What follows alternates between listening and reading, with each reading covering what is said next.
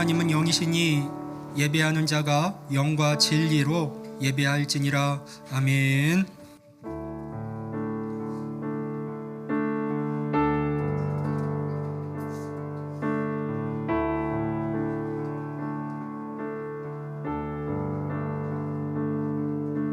주의 사랑을, 주의 선하심을, 주의 은혜를 생각해보라.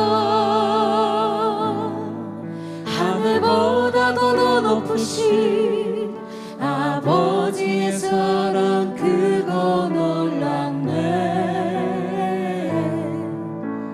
아버지 사랑, 그거 놀랍네. 함께 찬양합니다. 주의 사랑을, 주의 선하심을, 주의 은혜를 생각해보라. 하늘보다도 더 높으신 아버지의 사랑, 그거 놀랍네. 아버지 사랑, 그거 놀랍네. 내 어찌 그 사랑, 내 어찌 그 사랑 잊으리. 내 어찌 주의 그 유 잊으리. 내 영혼을 모든 소원 만족시킨 하나님. 주의 사랑을, 주의 선하심을, 주의 은혜를 생각해보라. 하늘보다도 더 높으신 아버지의 사랑, 그거 놀랍네. 아버지 사랑, 그거 놀랍네. 나 길을 잃고 헤맬 때, 나 길을 잃고 헤맬 때 주 사랑 나를 찾아 내셨네. 내 영혼을 모든 소원 만족시킨 하나님. 내 어찌 그 사랑 잊으리. 내 어찌 그 사랑 잊으리. 내 어찌 주의 그 길 잊으리. 내 영혼을 모든 소원 만족시킨 하나님. 나 길을 잃고 헤맬 때, 나 길을 잃고 헤맬 때 주 사랑 날 찾아 내셨네. 내 영혼을 모든 소원 만족시킨 하나님. 주의 사랑을, 주의 선하심을, 주의 은혜를 생각해보라. 하늘보다도 더 높으신 아버지의 사랑, 그거 놀랍네. 아버지 사랑, 그거 놀랍네. 주의 사랑을, 주의 선하심을, 주의 사랑을, 주의 선하심을, 주의 사랑을, 주의 선하심을, 주의 사랑을, 주의 선하심을, 주의 사랑을, 주의 선하심을,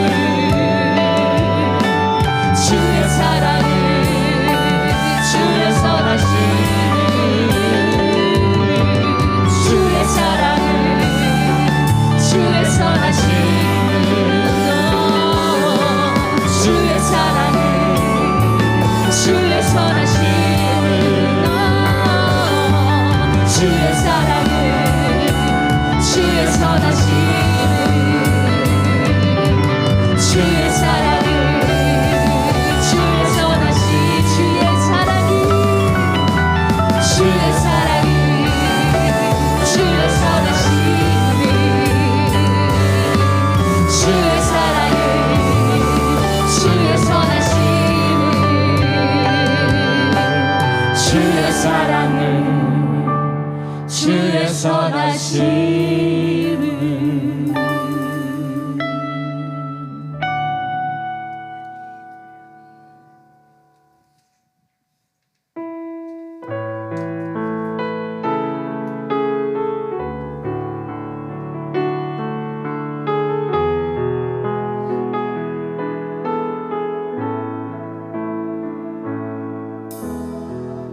하나님 한 번도 나를 실망시킨 적 없으시고 언제나 공평과 은혜로 나를 지키셨네. 하나님 한 번도 하나님 한 번도 나를 실망시킨 적 없으시고 언제나 공평과 은혜로 나를 지키셨네. 오신실하신 주님, 오신실하신 주,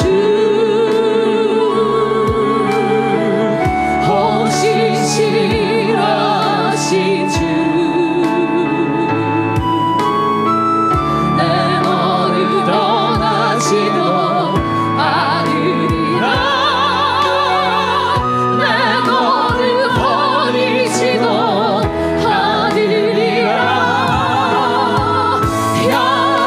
약속하셨던 주님, 그 약속을 지키사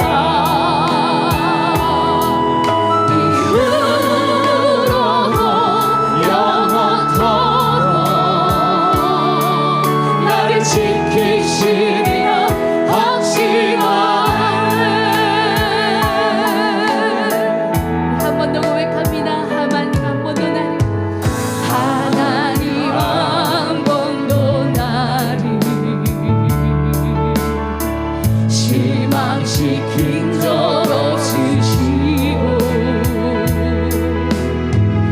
언제나 공평과 은혜로 나를 지키셨네. 지나온 모든 세월들, 지나온 모든 세월들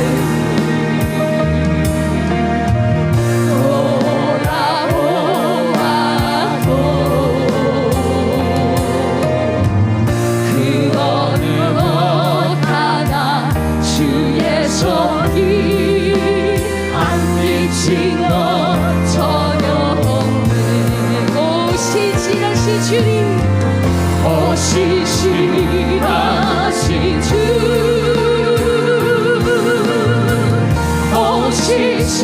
오신실하신 주,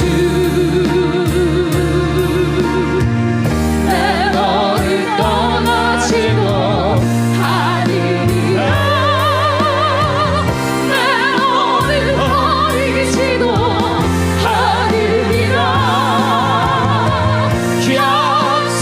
약속하셨던 주님, 그 약속을 지키사 이후로도 영원토록 나를 지키시리라 확신하네. 오신실하신 주님, 오신실하신 주,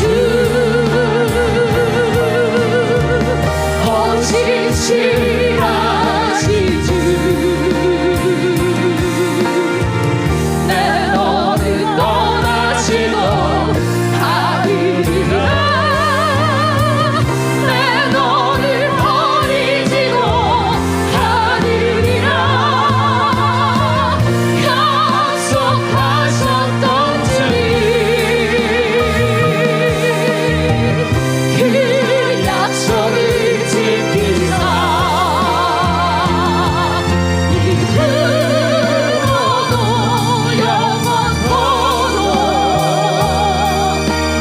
지키시리라 확신하네.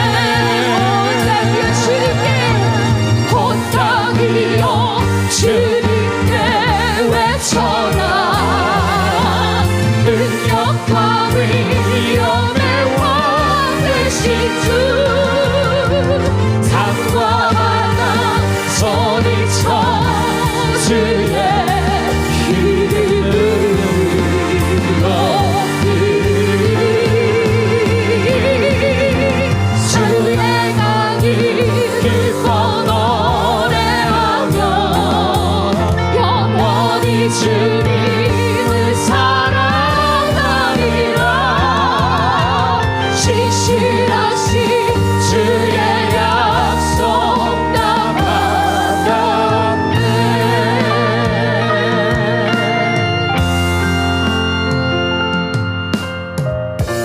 내 구주 내 주님 주 같은 분은 없네. 내 평생에 찬양하리 놀라운 주의 사랑이.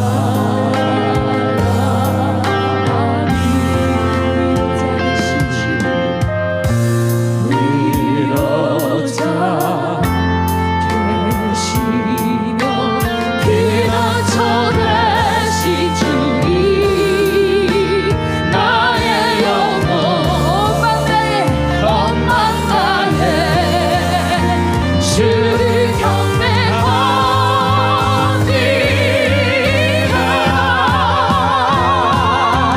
온 땅이여 주님께 외쳐라.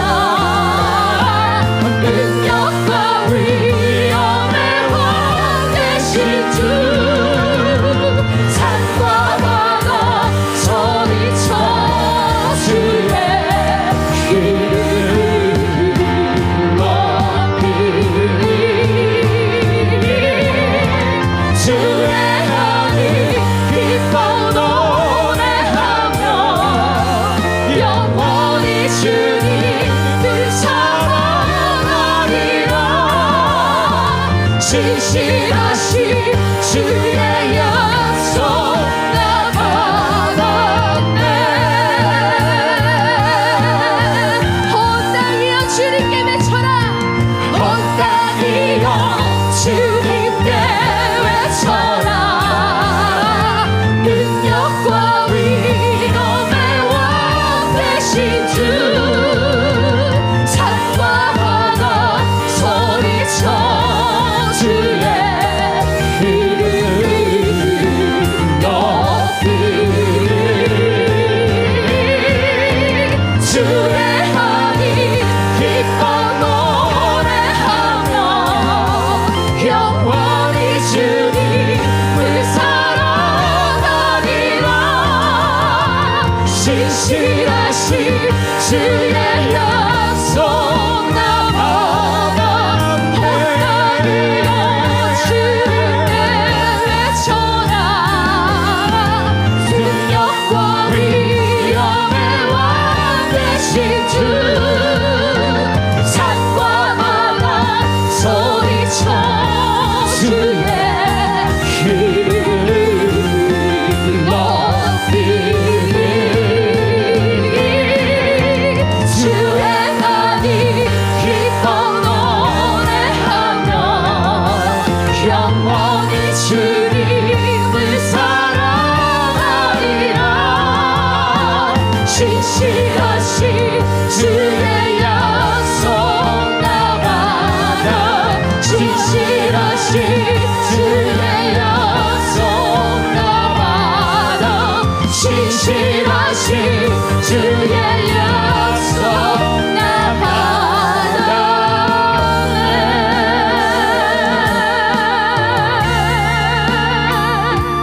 아멘. 진짜 우리 함께 예배를 위해 기도하실 때 목사님 통해 주실 말씀 듣고 우리를 향한 그 사랑, 그 인자하심, 그 선하심 이 시간 다시 한번 묵상하며 우리에게 신실한 믿음과 주님의 사랑과 선하심을 닮아가는 삶을 살아갈 수 있도록 우리 합심하여서 기도하도록 하겠습니다. 감사합니다.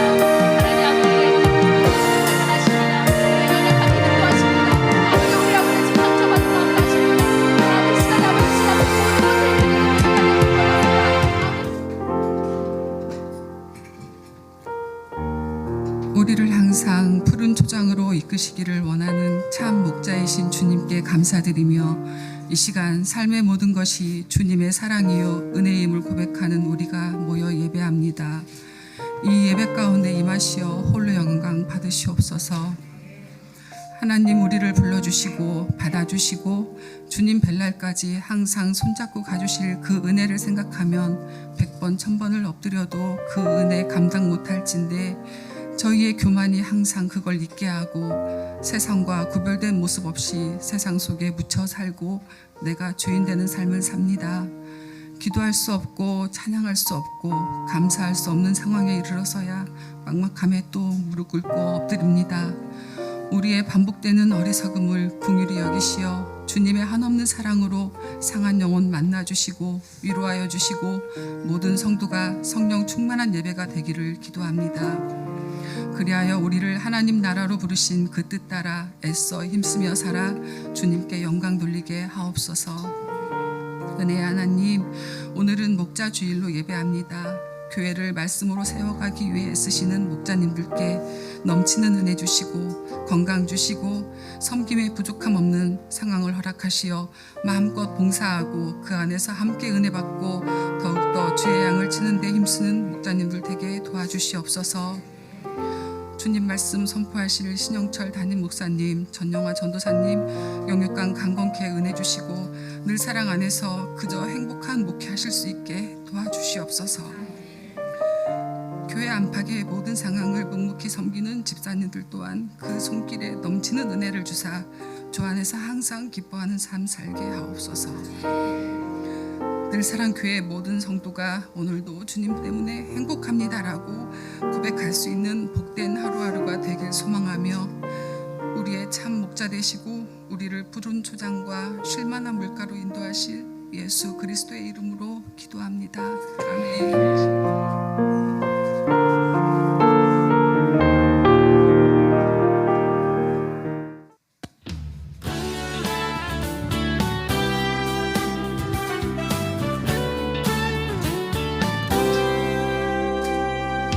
너와 나의 모습이 예수님 닮아 너와 나의 모습이 예수님 닮아 하루 이틀 매일매일 지날 때마다 더 닮아가길 원해요. 너와 나의 모습이 예수님 닮아 너와 나의 모습이 예수님 닮아 하루 이틀 매일매일 지날 때마다 더 닮아가길 원해요. 예수님 사랑이 예수님 축복이 예수님 은혜가 당신과 함께 하길 원해요.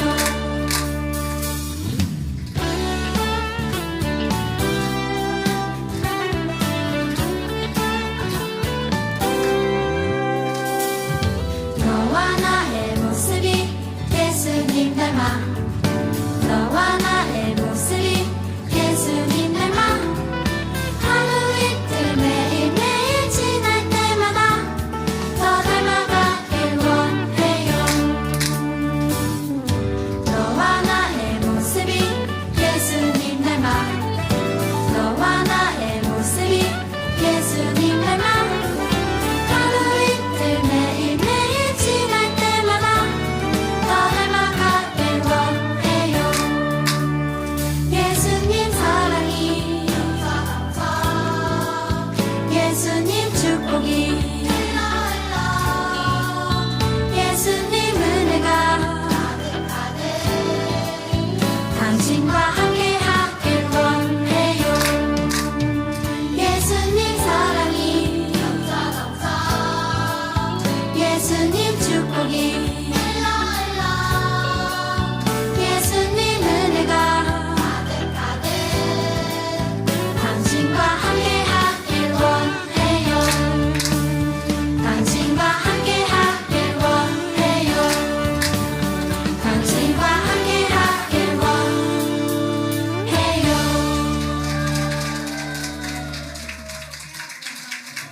우리 이 시간 다 같이 일어나셔서 하나님의 말씀 보도록 하겠습니다. 하나님 말씀은 사도행전 4장 1절부터 12절까지 말씀입니다. 사도들이 백성에게 말할 때에 제사장들과 성전 맡은 자와 사두개인들이 이르러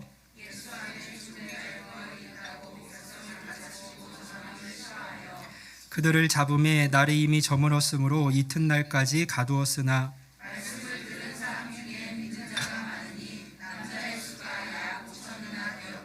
이튿날 관리들과 장로들과 서기관들이 예루살렘에 모였는데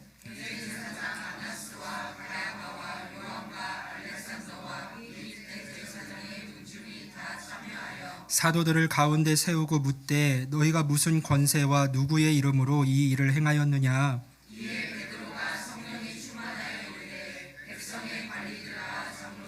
만일 병자에게 행한 착한 일에 대하여 이 사람이 어떻게 구원을 받았느냐고 오늘 우리에게 질문한다면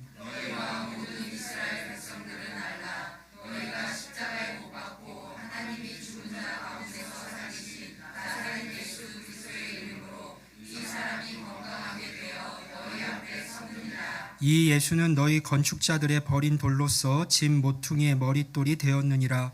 다른 이로서는 구원을 받을 수 없나니 천하 사람 중에 구원을 받을 만한 다른 이름을. 아멘. 우리 자리에 앉으시면서 옆 사람과 같이 인사합니다. 잘 오셨습니다. 환영합니다. 축복합니다. 예루살렘 성전 오후에 기도 시간이었습니다. 솔로몬의 행각이라 불리는 곳에 사람들이 모여들기 시작했습니다. 그런데 그날은 평소와 다른 분위기가 감돌았어요. 갈릴리 출신의 두 어부 베드로와 요한이 이 말씀을 전하고 있었기 때문인데요. 그들의 메시지는 단순하면서도 매우 강력했습니다. 나사렛 예수는 하나님께서 보내신 메시아입니다. 여러분이 그를 십자가에 못 박아 죽였지만 하나님께서 그를 죽은 자 가운데서 다시 살리셨습니다. 사람들의 눈은 이 두 사람에게 고정되어 있었습니다. 십자가에서 죽은 나사렛 예수의 제자였던 이들이 이제는 담대하게 그들을 선포하고 있었기 때문입니다. 게다가 그들은 성전 미문에 앉아 구걸하던 안진뱅이를 예수의 이름으로 일으켜 세우는 기적을 행했습니다. 그 안진뱅이는 이제 그들과 함께 서서 하나님을 찬양하고 있었습니다. 그런데 갑자기 분위기가 바뀌었어요. 제사장들과 성전 경비대장, 사두개인들이 무리를 지어서 행각으로 들어왔습니다. 그들은 베드로와 요한의 말이 채 끝나기도 전에 두 사람을 체포했습니다. 사람들은 놀라움과 혼란 속에서 이 광경을 지켜보았습니다. 생각해 보세요. 이것은 마치 계룡시의 작은 교회 목사가 광화문 광장에서 설교했다는 이유로 청와대와 국정원, 검찰이 총출동해서 급하게 체포를 하는 격입니다. 어떻게 이런 일이 벌어질 수 있었을까요? 왜 최고의 권력자들이 이렇게 과잉 반응을 보였을까요? 성경은 그 이유를 명확히 알려줍니다. 본문 2절 말씀인데요. 예수 안에 죽은 자의 부활이 있다고 백성을 가르치고 전함을 싫어했다. 베드로와 요한의 메시지가 단순한 종교적 가르침에 그쳤다면 이런 반응은 나오지 않았을 겁니다. 그러나 그들이 선포하는 메시지는 당시 유대 사회의 근간을 흔드는 혁명적인 내용이었어요. 이것은 단순한 의견 차이가 아니었습니다.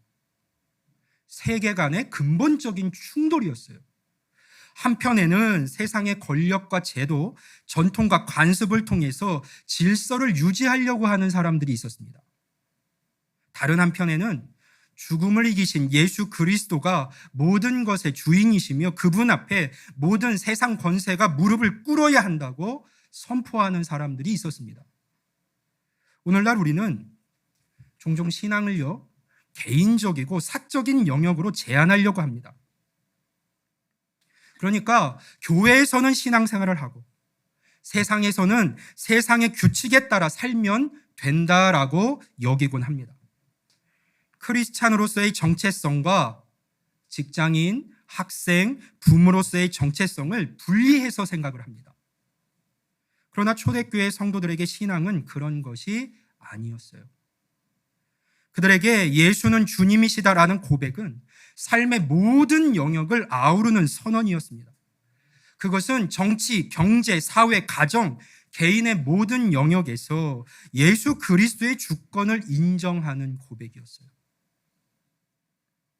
이런 고백이 초대교회 성도들로 하여금 세상을 뒤집어 엎는 사람들이라고 하는 평가를 받게 했습니다.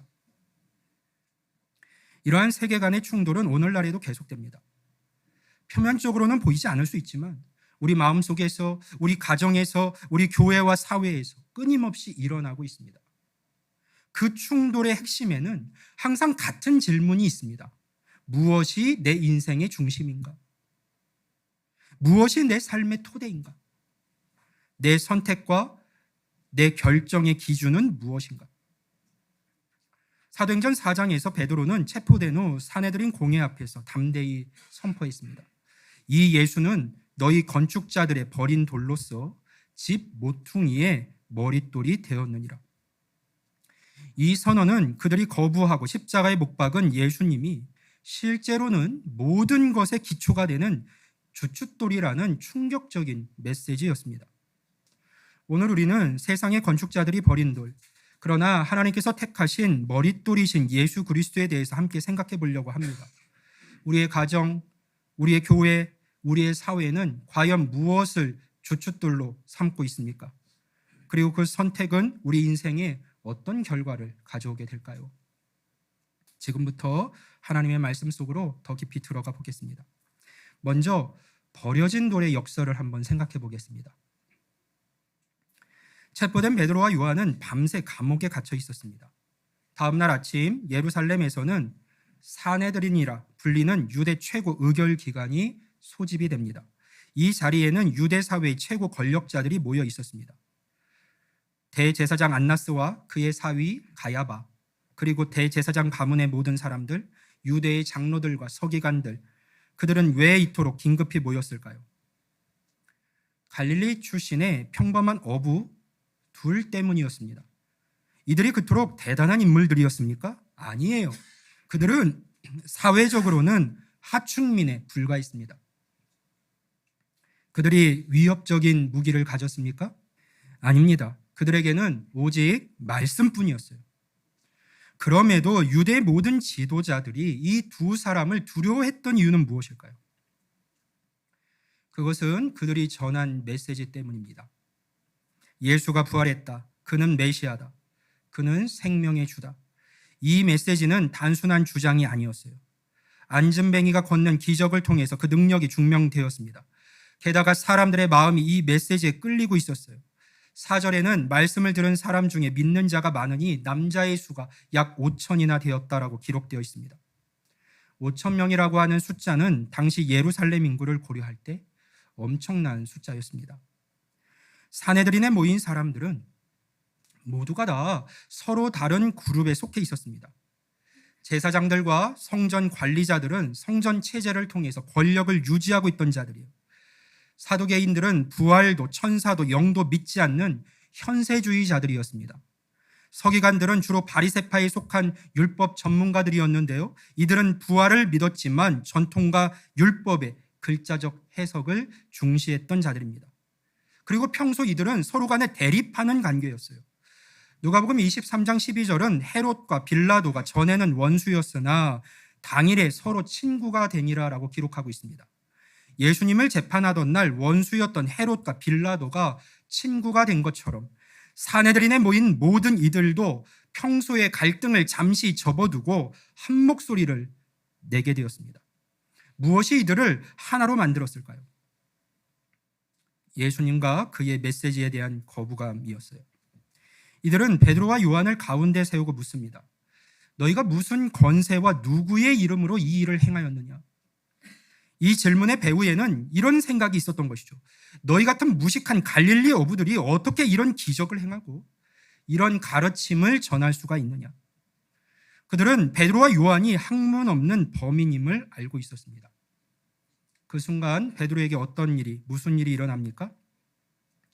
8절은 베드로가 성령이 충만하여라고 말합니다. 예전에 예수님을 3번이나 부인했던 그 베드로가, 한 여종의 질문에도 두려워 떨었던 그 베드로가 이제는 유대 최고 권력자들 앞에서 담대히 말씀을 선포합니다. 그는 안진뱅이가 고침받은 일에 대해서 설명을 하면서 곧바로 핵심으로 들어가는데요. 우리 본문 10절 말씀을 같이 한번 읽어봅니다. 사도행전 4장 10절입니다. 시작.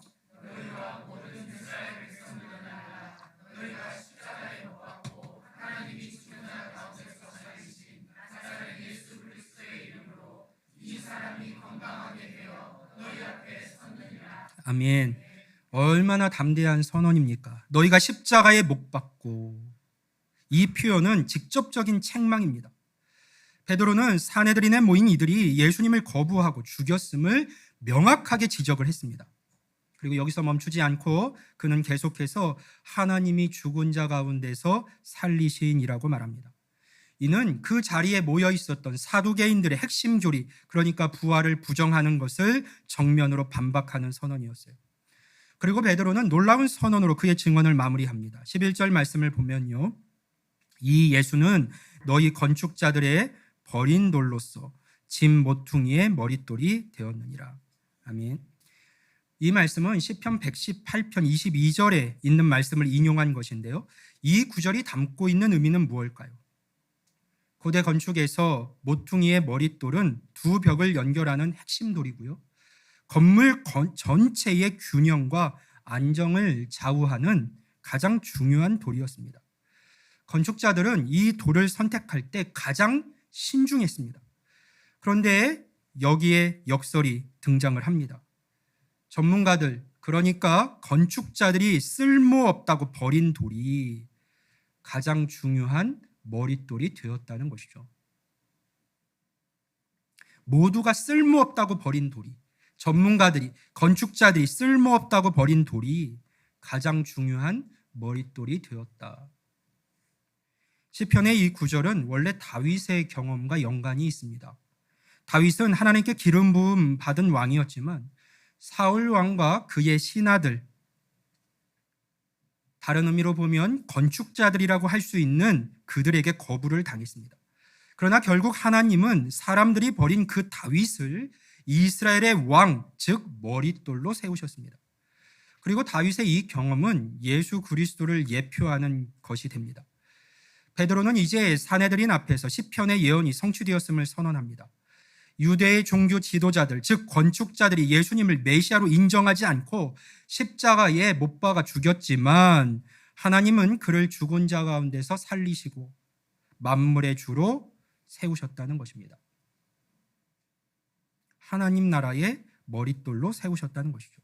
이것이 바로 버려진 돌의 역설입니다. 인간의 판단과 하나님의 판단이 얼마나 다른지를 보여주는 놀라운 진리입니다. 세상이 가치 없다고 여기는 것이 하나님께는 가장 귀한 것이 될 수 있습니다. 인간의 눈에는 실패로 보이는 것이 하나님의 계획 안에서는 최고의 승리가 될 수 있습니다. 십자가는 이 역설의 극치입니다. 로마 제국에서 십자가는 가장 수치스럽고 잔인한 형벌이었어요. 그런데 하나님은 그 십자가를 통해서 인류 구원의 가장 위대한 사건을 이루셨습니다. 인간이 볼 때는 패배요, 실패였지만 하나님의 관점에서는 영광스러운 승리였습니다. 베드로의 이 담대한 선언은 놀라운 변화를 보여줍니다. 말로 끝난 게 아니에요. 불과 50일 전 그는 예수님이 체포되시던 밤에 3번이나 주님을 부인했습니다. 한 여종 앞에서도 두려워 떨던 그가 이제는 유대 최고의 권력자들 앞에서 담대히 예수님을 선포하고 있죠. 무엇이 그를 이토록 변화시켰을까요? 그것은 부활하신 예수님을 만난 경험과 오순절에 임한 성령의 능력이었습니다. 무엇보다 베드로 자신이 이제 예수 그리스도를 삶의 주춧돌로 받아들였기 때문이에요.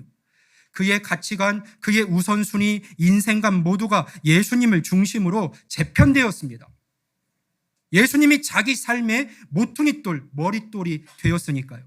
그의 삶은 더 이상 자신의 안전이나 명예가 아닌 오직 예수 그리스도와 그의 복음에 기초하게 되었습니다. 그리고 이 역설은 우리에게도 적용이 됩니다. 세상의 건축자들, 곧 우리 사회의 주류 문화, 대중매체, 학문적인 권위, 정치적인 흐름 등은 종종 예수 그리스도와 그의 가르침을 시대에 뒤떨어진 것으로, 비합리적인 것으로, 심지어 위험한 것으로 여깁니다. 낮아지는 삶을 어리석은 것이라고 말하죠. 그러나 하나님은 바로 그 예수님을 만물의 주로, 역사의 중심으로 구원의 유일한 길로 세우셨습니다. 여러분은 이 세상에서 누구의 판단을 따르고 있습니까? 자기 자신, 혹은 소위 전문가들, 권위자들, 다수의 의견을 무조건 신뢰하는, 그것을 쫓는 삶을 살고 있습니까? 아니면 때로는 그들의 판단에, 나의 생각에 반하더라도 하나님의 뜻을 따르는 용기를 가지고 있습니까? 버려진 돌의 역설은 하나님의 지혜가 세상의 지혜와 얼마나 다른지를 보여줍니다. 버려진 돌의 역설은 하나님의 판단이 세상의 판단과 얼마나 다른지를 보여줍니다. 버려진 돌이 머릿돌이 되는 하나님의 역설은 오늘도 우리 각자의 삶에서 계속되고 있다는 사실을 우리는 생각해야 합니다. 다음으로 거짓 주춧돌의 위험성을 한번 생각해 보겠습니다. 베드로는 사내들인 공회 앞에서 자신의 증언을 12절의 강력한 선언으로 마무리를 합니다. 우리 사도행전 4장 12절 말씀 같이 한번 읽어봅니다. 시작.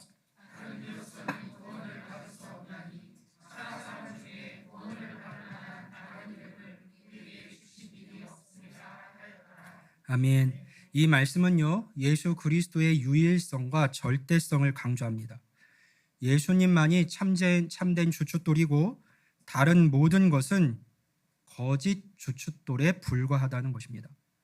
그렇다면 왜 유대 지도자들은 예수님을 거부했을까요?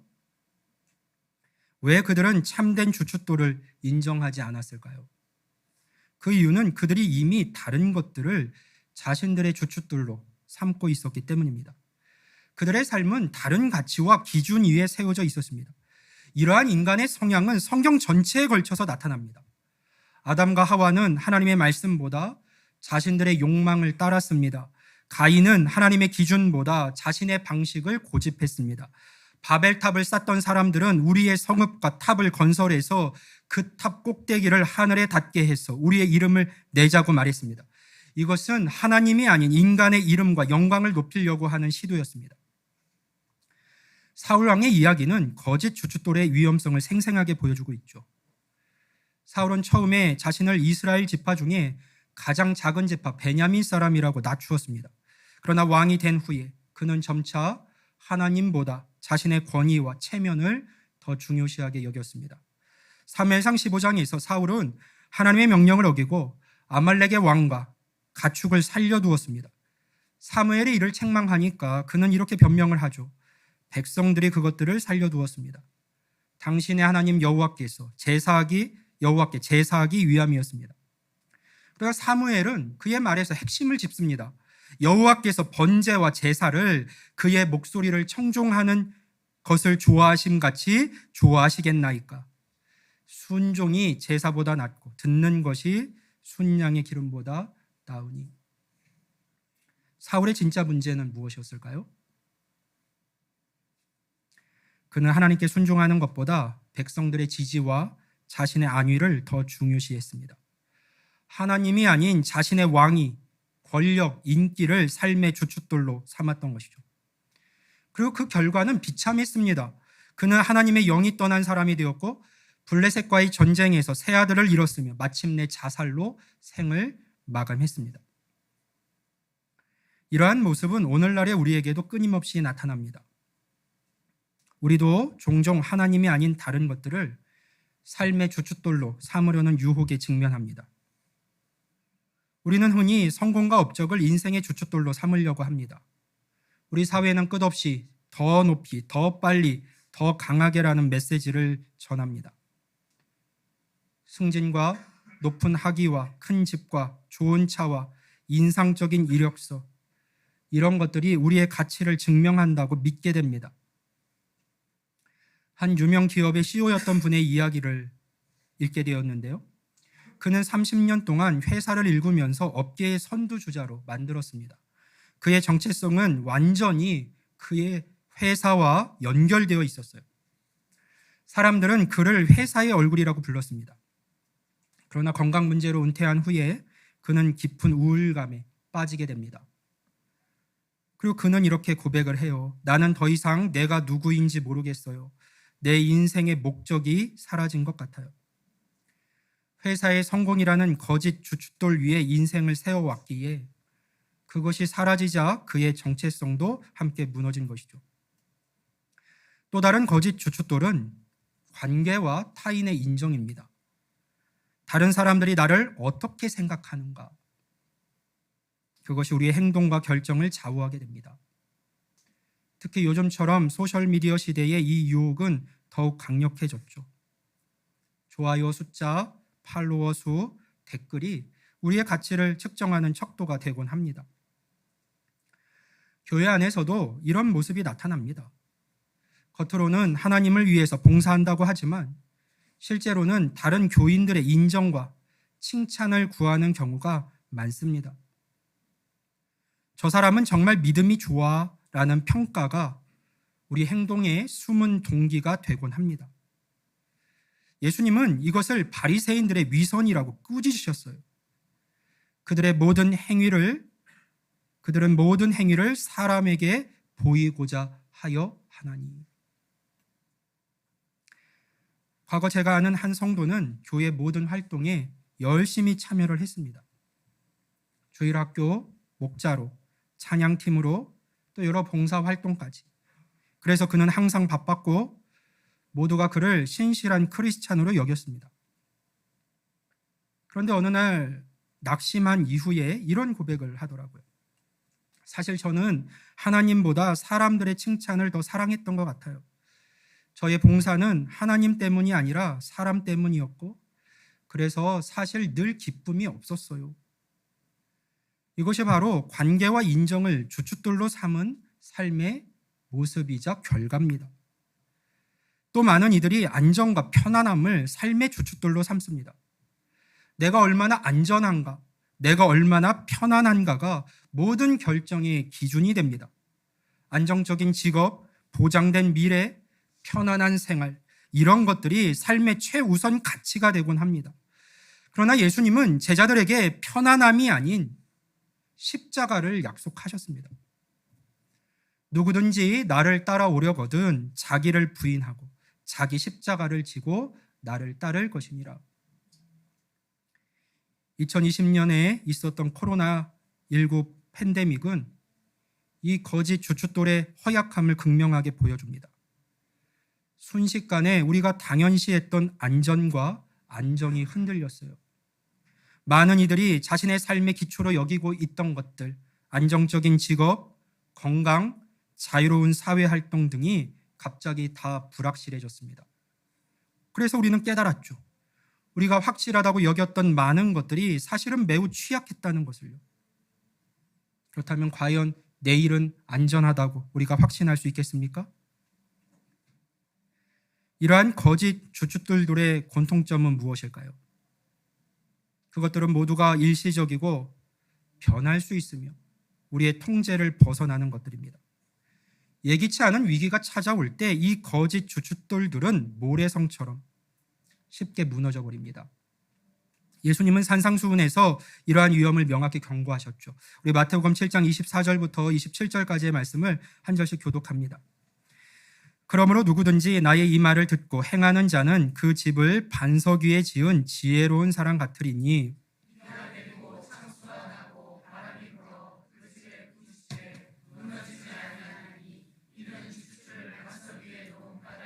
나의 이 말을 듣고 행하지 아니하는 자는 그 집을 모래 위에 지은 어리석은 사람 같으리니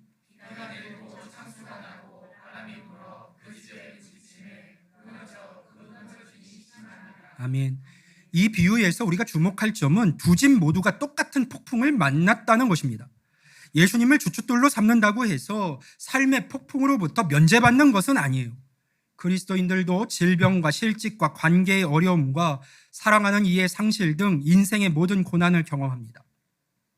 차이점은 폭풍이 지나간 후에 무엇이 남느냐는 것이에요. 반석 위에 지은 집은 서 있지만 모래 위에 지은 집은 다 무너집니다. 솔로몬은 인생의 모든 성취와 쾌락을 경험한 후에 이렇게 고백을 했습니다. 내가 해 아래에서 행하는 모든 일을 보았노라. 보라 모두가 다 헛되어 바람을 잡으려는 것이로다. 세상의 모든 거짓 주춧돌을 시험해 본 그는 결국 일의 결국을 다 들었으니 하나님을 경외하고 그의 명령들을 지킬지어다. 이것이 모든 사람의 본분이니라라는 결론에 도달을 했습니다. 우리 중 어떤 이들은 지금 이 순간 삶의 거짓 주춧돌이 무너지는 고통을 경험하고 있을지도 모릅니다. 오랫동안 의지했던 무언가가 갑자기 사라졌을 수도 있습니다. 그러나 이러한 순간이 바로 우리가 진정한 주춧돌, 예수 그리스도를 발견할 수 있는 기회가 될 수 있습니다.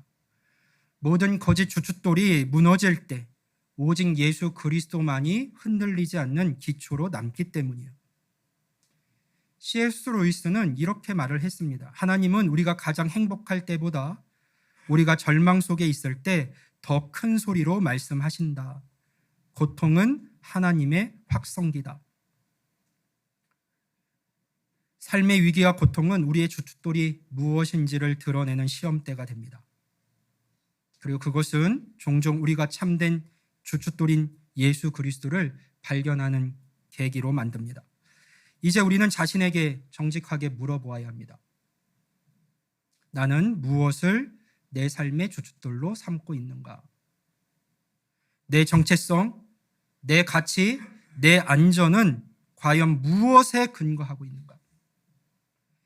이 질문에 대한 답은 우리의 실제 행동과 선택, 특히 어려운 결정을 내릴 때 드러납니다.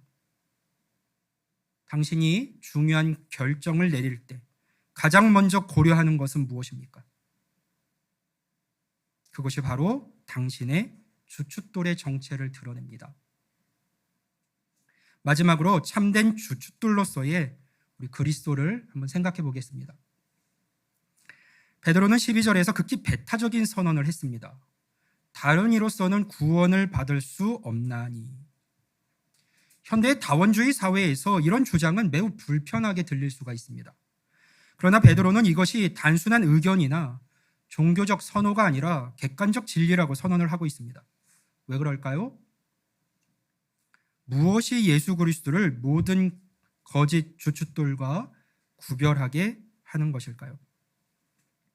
예수 그리스도가 참된 주춧돌이 되시는 이유는 먼저 그분만이 부활의 능력을 가지셨기 때문입니다. 역사상 수많은 위대한 지도자들, 철학자들, 종교적 인물들이 있었지만 그들은 다 죽음 앞에 무릎을 꿇었습니다. 반면 예수님은 사도행전 4장 10절에서 베드로가 선언한 것처럼 하나님이 죽은 자 가운데서 살리신 분입니다. 이것은 추상적인 개념이나 상징적 이야기가 아니에요. 초대교회 성도들에게 예수님의 부활은 실제 역사적 사건이었습니다. 그들은 살아계신 주님을 만났고 그 경험 때문에 목숨을 걸고 복음을 전했습니다. 거짓말을 위해서 순교할 사람은 아무도 없습니다.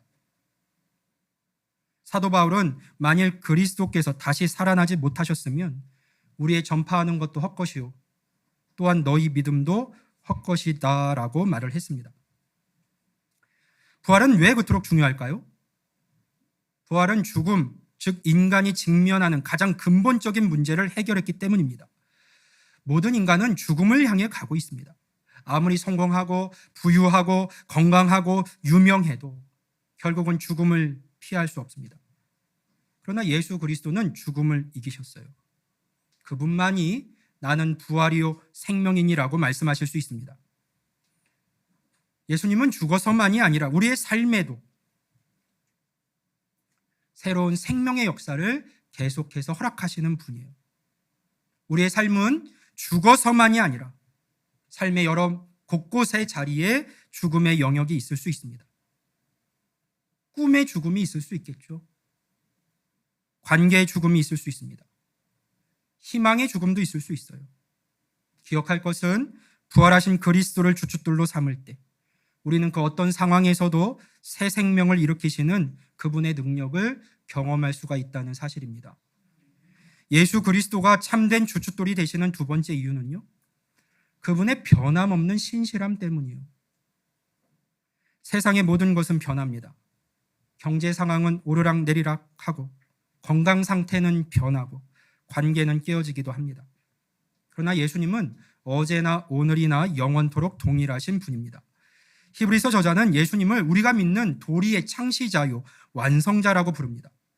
그분은 우리 신앙의 시작이자 끝입니다. 그분은 우리를 끝까지 지키시는 분입니다. 인생의 폭풍이 몰아쳐도 세상이 흔들려도 그분은 변함없이 우리와 함께 계시는 분입니다. 우리가 세상의 기준으로 성공했을 때 예수님은 변함없이 우리를 사랑하십니다. 우리가 실패했을 때에도 그분의 사랑은 여전합니다. 우리가 그분을 배반했을 때조차 그분은 베드로를 다시 찾으셨던 것처럼 우리를 찾아오십니다. 이러한 변함없는 신실함이 우리 삶의 안정된 기초가 되는 것이죠. 13절은 사내들인 공회 의원들이 베드로와 요한을 본래 학문 없는 범인으로 알았다가 이상히 여기며 그들이 전에 예수와 함께 있던 줄도 알았다라고 기록을 합니다. 예수님과 함께 있었던 경험이 그들을 변화시켰던 것이죠. 이것이 바로 예수님의 변함없는 임재가 우리에게 주는 영향력이에요. 신실하신 주님과 함께 할 때 우리의 삶은 그분으로 인하여 변하게 됩니다. 예수 그리스도가 참된 주춧돌이 되시는 세 번째 이유는 그분만이 영원한 가치를 가지셨기 때문입니다. 세상의 가치들은 시간이 지나면 마찬가지로 쇠퇴합니다. 오늘의 최신 기술은 내일의 구시대 유물이 돼요. 오늘의 부는 내일 사라질 수 있습니다. 그러나 그분의 나라는 영원합니다. 그분 안에서 우리는 시간을 초월한 가치, 영원한 의미를 발견하게 됩니다. 예수님은요, 너희를 위하여 보물을 하늘에 쌓아두라. 거기는 조미나 등록이 해하지 못하며 도둑이 구멍을 뚫지도 못하고 도둑질도 못하느니라 라고 말씀을 하셨습니다. 이것은 현세를 무시하라는 뜻이 아니에요. 오히려 우리의 모든 행동, 모든 선택이 영원한 관점에서 의미를 갖게 된다는 뜻입니다. 우리의 일상적인 행동들, 작은 섬김과 사랑의 행위들이 영원한 의미를 가지게 됩니다. 그렇다면 예수님을 주춧돌로 삼은 삶은 실제로 어떤 모습일까요? 이것은 추상적인 개념이 아니라 구체적인 현실로 나타납니다. 가정에서 그리스도를 주춧돌로 삼는다는 것은 가족관계의 중심에 예수님의 사랑과 섬김의 원리를 두는 것을 의미합니다. 에베소서 5장에서 바울은 그리스도께서 교회를 사랑하시고 그 교회를 위하여 자신을 주심같이 아내를 사랑하라고 권면합니다. 그리스도 중심의 가정은 서로를 통제하거나 자신의 필요를 우선시하는 대신 서로를 섬기고 존중합니다. 직장에서 그리스도를 주춧돌로 삼는다는 것은 일의 목적과 방식이 변화됨을 의미합니다. 골로새서 3장 23절과 24절에서 바울은 무슨 일을 하든지 마음을 다하여 주께 하듯 하고 사람에게 하듯 하지 말라고 말합니다. 그리스도 중심의 직업가는 단순히 성공이나 돈을 위해 일하는 것이 아니라 하나님을 위해 그리고 타인을 섬기기 위해 일하는 겁니다. 삶의 모든 영역에서 그리스도를 주춧돌로 삼는다는 것은 그분의 우선순위가 우리의 우선순위가 되게 하는 겁니다. 예수님은 너희는 먼저 그의 나라와 그의 의를 구하라고 말씀하셨습니다. 이것은 우리의 시간 사용과 돈 사용과 재능 사용과 관계 형성 등 모든 면에서 하나님 나라의 가치를 최우선으로 두는 것을 의미합니다. 물론 예수님을 주춧돌로 삼는 삶이 항상 쉽지는 않겠죠. 베드로와 요한도 그랬습니다. 그들은 예수님을 주춧돌로 삼음으로써 체포되고 위협을 받았습니다. 베드로는 후에 베드로전서 2장 19절과 20절에서 이렇게 고백을 하는데요. 우리 같이 한번 읽어볼까요? 19절 20절입니다. 시작.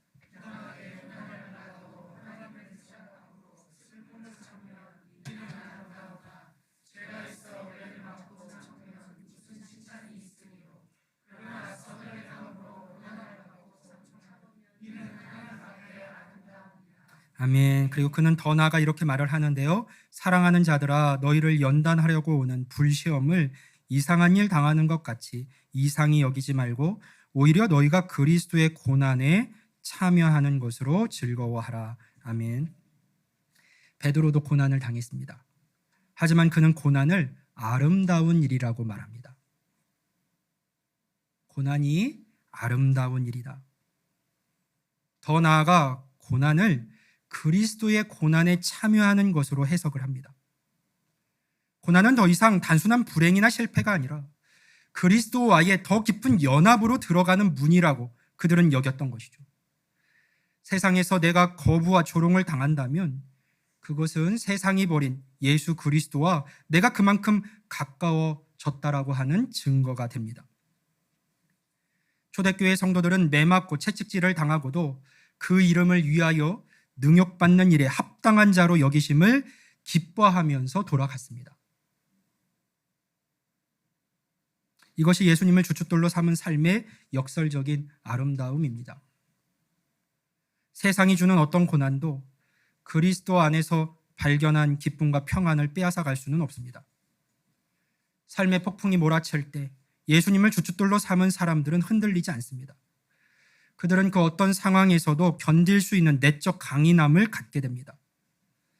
바울이 말했듯이 우리가 사방으로 우겨쌈을 당하여도 쌓이지 아니하며 답답한 일을 당하여도 낙심하지 아니하며 박해를 받아도 버림받지 아니하며 거꾸러뜨림을 당하여도 망하지 아니하고 살아갈 수 있습니다. 더욱 놀라운 것은 예수님을 주춧돌로 삼을 때 우리는 단순히 고난을 견디는 것을 넘어서 그 가운데에서도 기뻐할 수 있는 기쁨을 경험할 수 있다는 거예요. 베드로는 그의 영광을 나타내실 때에 너희로 즐거워하고 기뻐하게 하려 함이라라고 말을 합니다. 이 기쁨은 상황적인 것이 아니라 그리스도와의 연합에서 오는 깊은 기쁨입니다. 사내들인 공회 앞에 선 베드로와 요한을 한번 생각해 보세요. 그들은 갈릴리 출신의 평범한 어부였습니다. 학문도 없고 배경도 없고 권력도 없었습니다. 그러나 그들은 유대 최고의 권력자들 앞에서 담대히 예수 그리스도를 선포했습니다. 무엇이 그들에게 이런 담대함을 주었을까요? 그것은 그들의 삶이 이제는 예수 그리스도라는 견고한 주춧돌 위에 세워져 있었기 때문입니다. 이것이 바로 예수 그리스도를 주춧돌로 삼은 삶의 모습이에요. 세상이 무너져도 상황이 어려워도 미래가 불확실해도 예수 그리스도 안에서 우리는 견고한 기초를 갖습니다. 그분은 결코 흔들리지 않는 반석이시고 그분 위에 세워진 우리의 삶도 결코 무너지지 않을 겁니다. 사랑하는 성도 여러분, 오늘 우리는 하나님 나라의 기초, 머릿돌이 되시는 예수님에 대해서 말씀을 나누었습니다. 세상의 건축자들이 버린 돌, 그러나 하나님께서 가장 귀한 모퉁이의 머릿돌로 삼으신 예수 그리스도에 대해서 살펴보았습니다. 베드로가 사내들인 공회 앞에서 담대히 선포했던 것처럼 오늘 저도 여러분께 선포합니다. 다른 이로서는 구원을 받을 수 없나니 천하 사람 중에 구원을 받을 만한 다른 이름을 우리에게 주신 일이 없음이라. 아멘. 이 세상의 그 어떤 것도 그 어떤 이도 우리를 구원으로 이끌 수 없고 삶의 참된 주춧돌이 될 수 없습니다. 오직 예수 그리스도만이 우리의 견고한 기초가 되십니다. 지금 이 시간 우리는 자신의 삶을 정직하게 점검해 볼 필요가 있겠죠. 다시 한번 묻습니다. 여러분의 삶의 주춧돌은 무엇입니까? 무엇이 여러분의 삶의 가장 깊은 토대가 되고 있습니까? 여러분이 가장 많은 시간과 에너지를 쏟는 것은 무엇입니까? 여러분이 깊은 상처를 받거나 실패했을 때 가장 먼저 찾는 위로와 안전의 원천은 무엇입니까? 여러분이 중요한 결정을 내릴 때 가장 큰 영향을 미치는 요소는 무엇이에요? 성공입니까? 관계입니까? 안정입니까? 아니면 예수 그리스도입니까? 만일 우리가 다른 것들을 주춧돌로 삼고 있다면 지금이 바로 변화의 시간입니다. 예수 그리스도를 삶의 참된 주춧돌로 모시는 선택을 하십시오. 그것은 일회적인 결정이 아니라 매일의 삶 속에서 이루어지는 지속적인 선택입니다. 주님, 오늘 제 삶에서 이 부분에서도 당신이 주인 되어 주십시오. 주님이 어려운 결정 앞에서 당신의 뜻을 따르겠습니다. 주님, 이 관계에서 당신의 사랑으로 섬기게 하십시오. 이러한 선택들을 통해서 우리는 점차 우리 삶의 모든 영역에서 예수님을 주춧돌로 삼아가게 됩니다. 사도 바울이 배를 타고 로마로 가던 중에 극심한 폭풍을 만나게 되는데요. 그때 선원들은 배를 안전하게 지키기 위해서 4개의 닻을 선미에서 내려 배가 표류하지 않도록 합니다. 폭풍이 거세게 불어도 닻이 단단히 고정되어 있다면 배는 안전할 수 있는 것이죠. 그런데 히브리서 6장 19절은 우리가 이 소망을 가지고 있는 것은 영혼의 닷 같아서 튼튼하고 견고하여 라고 말합니다. 예수 그리스도 안에 있는 소망이 바로 우리 영혼의 닻입니다. 인생의 폭풍이 몰아칠 때 우리는 이 닻에 의지할 수 있어요. 세상은 흔들리고 상황은 변하고 우리의 감정은 오르내리지만 예수 그리스도라고 하는 닻은 결코 움직이지 않습니다. 그분은 영원히 신실하시고 영원히 변함없으십니다. 베드로와 요한이 사내들인 앞에서 담대할 수 있었던 이유는 바로 그 확신 때문이었어요. 그들의 안전은 더 이상 세상의 인정이나 사회적 지위 또는 개인적 성취에 있지 않았습니다. 그것은 이제 온전히 예수 그리스도께만 있었습니다. 그래서 그들은 위협 앞에서도 하나님 앞에서 너희의 말을 듣는 것이 하나님의 말씀을 듣는 것보다 옳은가 판단하라. 우리는 보고 들은 것을 말하지 아니할 수 없다고 담대히 선언할 수 있었습니다. 그렇다면 이제 우리의 선택은 무엇입니까? 계속해서 모래 위에 집을 짓겠습니까? 아니면 반석 위에 집을 짓겠습니까? 삶의 폭풍이 언제 불어닥칠지 모릅니다. 그때 우리의 집은 어떻게 될까요? 우리 C.S. 루이스가 한 말을 하나 더 소개를 하겠습니다. 그는 이렇게 말을 했는데요. 하나님을 첫 자리에 두면 다른 모든 것들이 제자리를 찾게 된다. 그러나 하나님을 두 번째 자리에 두면 다른 모든 것들이 무너진다. 예수 그리스도를 삶의 주춧돌로 모실 때 우리의 다른 모든 관계와 역할, 우선순위들이 올바른 자리를 찾게 됩니다. 예수 그리스도를 삶의 주춧돌로 삼는 것 쉬운 길 아니에요.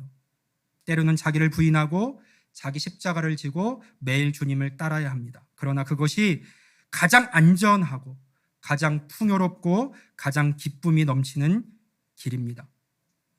천국에 이르러 우리가 주님을 만날 그날 우리는 모든 거짓 주춧돌을 버리고 참된 주춧돌이신 그분을 선택한 것을 결코 후회하지 않을 겁니다. 그때 우리는 이 땅에서의 모든 어려움과 도전이 우리를 그분께 더 가까이 이끌어준 은혜의 통로였음을 깨닫게 될 거예요. 이 놀랍고 아름다운 진리가 우리 모두의 삶 속에 믿음의 열매로 나타나게 되기를, 그리고 이 땅 위의 모든 가정과 교회가 예수 그리스도라는 참된 주춧돌 위에 견고히 서서 흔들리는 세상을 향해 소망의 등대가 되어 주시기를 주님의 이름으로 간절히 축원합니다. 아멘. 아멘. 우리 기도하겠습니다. 기도하실 때 주님의 말씀 마음에 새기면서 기도합니다. 여러분의 삶에서 예수님보다 더 중요한 위치를 차지하고 있는 것은 무엇입니까? 당신의 삶은 무엇을 주춧돌로 하여 세워지고 있습니까? 여러분의 결정에 있어서 여러분이 가장 우선시하는 가치는 무엇입니까? 엘리야는 흔들리는 백성들을 향해서 말했어요. 너희가 어느 때까지 둘 사이에서 머뭇머뭇 하려느냐. 우리 같이 믿음의 고백으로 나갈 수 있으면 좋겠습니다. 하나님, 내 삶의 참된 주춧돌은 오직 예수 그리스도 한 분뿐입니다. 주님이 내 삶의 머릿돌 되어 주십시오. 믿음의 삶이 펼쳐지게 해주십시오. 같이 한번 고백하며 우리 기도로 나아갑니다.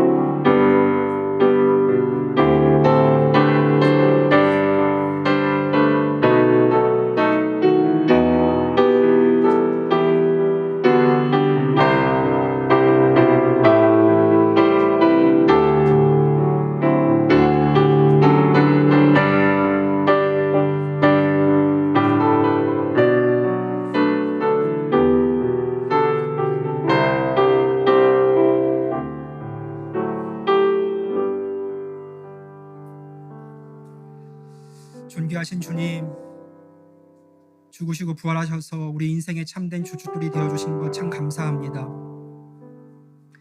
하나님, 세상의 많은 것들이 스스로 주춧돌임을 드러내고 우리 역시도 헛되고 거짓된 것들을 인생의 주춧돌로 삼고자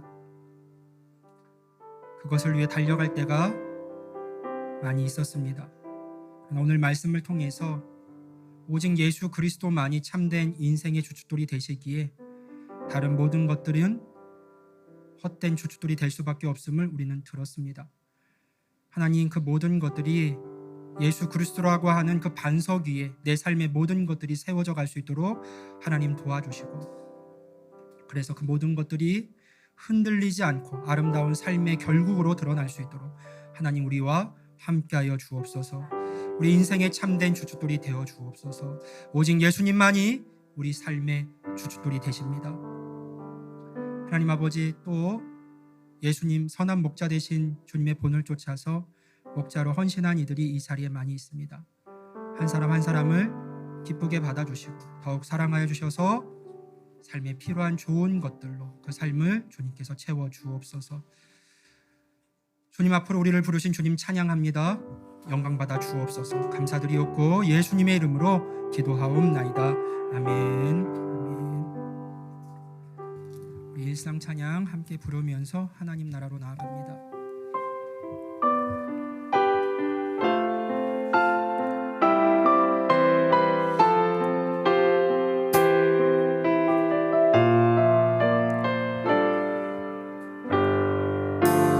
나를 보내서 소개하시고 가장 귀한 곳이 바로 이곳이라 내게 주신 곳 광야와 같아도 믿음과 소망 가지고 최선을 다하리.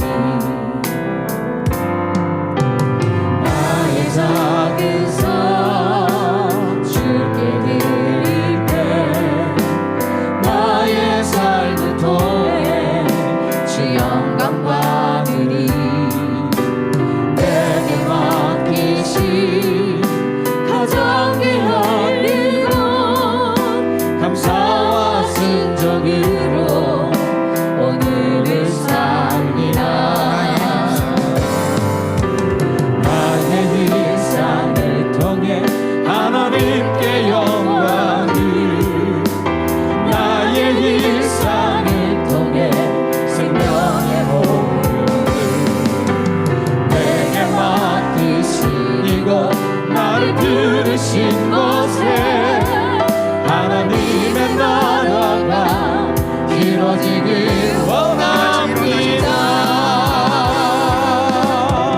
나의 일상을 통해 하나님께 영광을, 나의 일상을 통해 생명의 복을 내게 맡기신 이곳 나를 부르신 곳에 하나님의 나라가 이루어지길 원합니다. 나의 일상을 통해 주의 나라 이루소서. 기도하자. 지금 우리 가운데 살아서 역사하시는 하나님 아버지, 우리의 모든 일상 가운데 하나님 나라가 임하기를 간절히 사모합니다. 하나님, 오늘 복된 주일 주님만이 우리의 삶의 근원 되심을 고백하며 한 주간을 시작하는 이 첫날 우리의 삶의 시간을 또 예물을 주님께 드렸습니다. 기쁘게 받아주시고 또 한 주간의 삶이 주님 안에서 복되고 예수 그리스도를 주춧돌 삼아 아름다운 하나님의 뜻을 온전히 세워나가는 하나님 나라를 세우고 풍성히 경험하며 기쁨으로 지나가는 한 주의 삶이 되게 하여 주옵소서. 지치고 넘어진 자들 일으켜 세워주시고 아버지 하나님, 하나님의 도우심을 구하며 간구하는 자들에게 응답해 주셔서 우리의 삶의 참된 주춧돌이 오직 예수 그리스도 한 분이심을 온전히 경험하며 산 간증 가운데 살아가는 하나님의 아들, 딸들도 다 되게 하여 주옵소서. 이제는 우리 주 예수 그리스도의 은혜와 아버지 하나님의 무한하신 사랑하심과 성령님의 감동감화 위로 도우심이 오늘 함께 기쁨과 감사로 예배하고 무엇보다 내 삶의 참된 주춧돌이 오직 예수 그리스도 한 분이심을 고백하며 삶의 자리로 돌아가는 모든 믿음의 권속들 머리 위에 삶 위에 가정과 직장과 자녀들의 인생 가운데 이제로부터 영원토록 함께 하시기를 예수 그리스도의 이름으로 간절히 축원하옵나이다. 아멘.